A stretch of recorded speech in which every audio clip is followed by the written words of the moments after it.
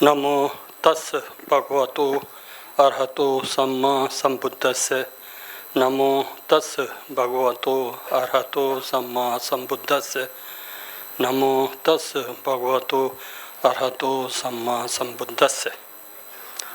Most Venerable Bhikshu Mahasangha, Honorable Deputy Chief Minister of Uttar Pradesh, Shri Keshav Prasad Moreji, Chief Guest of the program, Venerable Sumedho Thero, President of Indo-Sri Lankan International Buddhist Association, Venerable Chancellor Rinpoche, Secretary General of IBC, Shri Raghav Bhatnagarji, Director General of IBC, distinguished guests, faculties members, staffs, and my dear students. I am deeply honored to share my brief remark on this auspicious occasion of Ashad Purnima, Dhammachakra Pravartan Divas. In the history of ancient India, if there is one monumentally important place and day in the showcase to the world, it is the sacred land of Rishi Patan Mrigdav Sarnath. And this holy day, when the Tathagata Buddha first turned the wheel of Dhamma. Generally speaking, Varanasi stands among the oldest living city in the world. Before attaining Buddhahood, Siddhartha Gautama took birth as a bodhisattva several times in the ancient Varanasi to accumulate merit. During the time of Buddha, Varanasi was prominent center of the knowledge, along with Rajgir, Sharavasti, Ayodhya, Champa, and Vaishali. Furthermore, as recorded in the classical texts like Buddha Vansha, Atkatha, and Ashwaghosh, Buddhacharit, certain truth remain absolute. Just as a fire pervades wood and water rests beneath the earth, the Buddha attained Buddhahood at Bodh Gaya, and all delivered their first Dhamma discourse here at Sarnath. It is a matter of immense joy and pride for all of us across the Indian nation and the global Buddhist community that this holy ancient site of Sarnath has now been inscribed in the UNESCO World Heritage Site. This global honor recognizes not only Sarnath as the birthplace of Buddha, but also recognizes the broader Bharatiya Jnana Parampara, the Indian knowledge system on the world stage. Just as the Mahabodhi temple in Bodh Gaya and the ancient site of Nalanda University were inscribed in the UNESCO World Heritage List in 2002 and 2016 respectively, today Sarnath stand celebrated globally with its inscription in the World Heritage Site.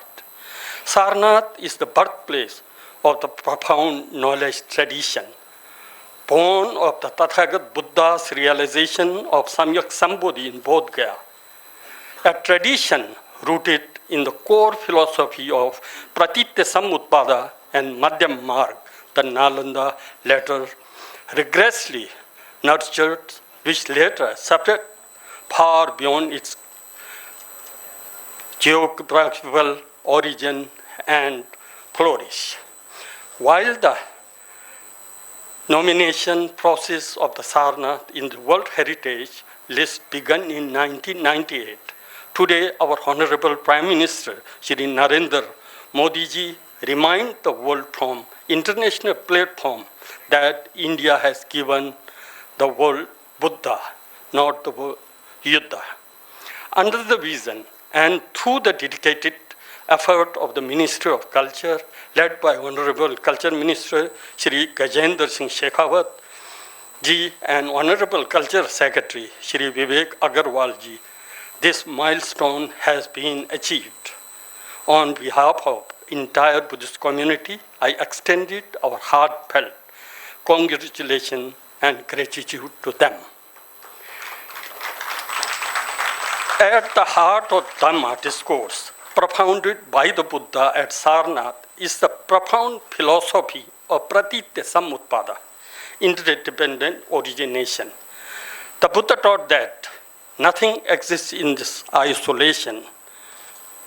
We are all interconnected. The physical world depends on its inhabitants. Leaders depend on their subjects. Physician on patient, teacher on students, and businesses on their consumer and staffs. Nation too depend on one another. When one nation or one society faces crisis, all beings are affected because of this interdependent nature.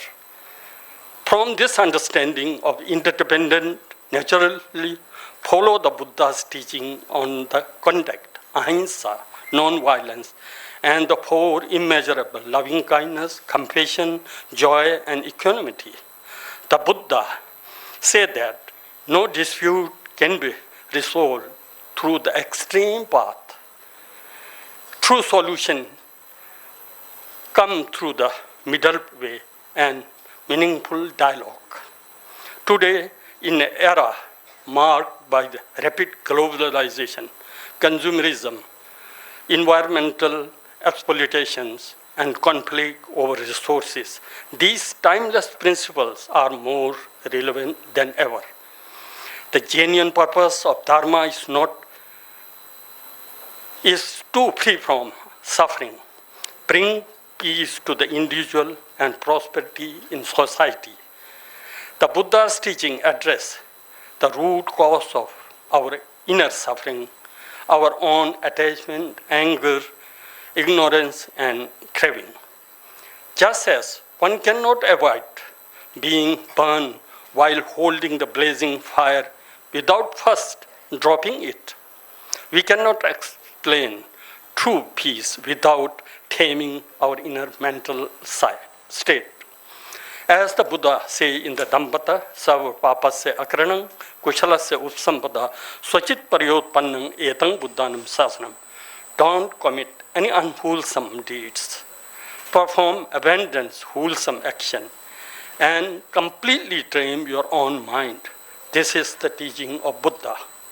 These single verses encapsulate the entirely of the Buddha's teaching and spiritual path based upon them. The first line, do not commit an unwholesome deed, represent the higher training of morality, emphasizing ethical discipline and non-violence. The second line, perform abundant wholesome action, represent the higher training of concentration, emphasizing focus on wholesome deed while avoiding distractions.